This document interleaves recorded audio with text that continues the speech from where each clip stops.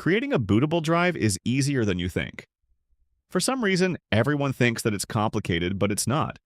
And once you know the steps, you will realize that too. Also, these steps work across all Windows versions, from Windows XP to Windows 11. First, you will need a tool like Rufus or Ventoy. I will go with Rufus since it feels more user-friendly. Just open up the Microsoft Store, search for Rufus, and download the tool. It's free. After downloading Rufus, search on Google for the ISO file.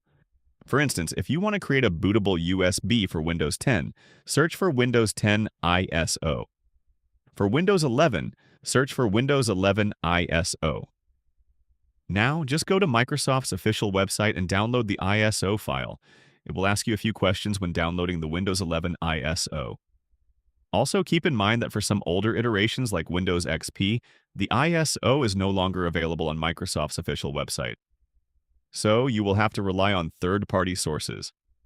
Once you have both Rufus and the ISO file, connect the flash drive to the system, preferably into the USB 3.0 port, and launch Rufus. Under Device, select the flash drive, then click on Select below. You will now need to go to the folder with the ISO you just downloaded, select the file, and click on Open. Don't change anything under Image Options.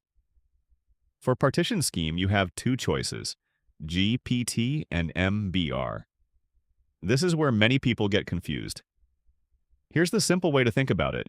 If your PC is even remotely modern, like anything from the last 4 to 6 years, go with GPT. No overthinking. MBR, on the other hand, is old. It's meant for legacy BIOS systems.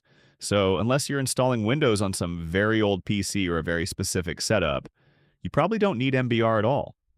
Now here's the important part. If you pick the wrong one, your PC might not boot from the USB. That's it. Nothing breaks. Remember, most of the time GPT is the right choice. I'd say 90% of you watching this should just pick GPT and move on. Don't change any of the remaining stuff and click Start. Pick the desired options here. It's simple. Rufus will now take 5 to 15 minutes to create the bootable Windows USB. Once it's done, you can plug the flash drive into the other computer, change the boot order, and load the Windows setup. Let's cover that in another video. That's all for now. If you learned something new, hit the like button, share this video with others, and subscribe to Tech in Moments so you never miss a quick, smart tech tip again.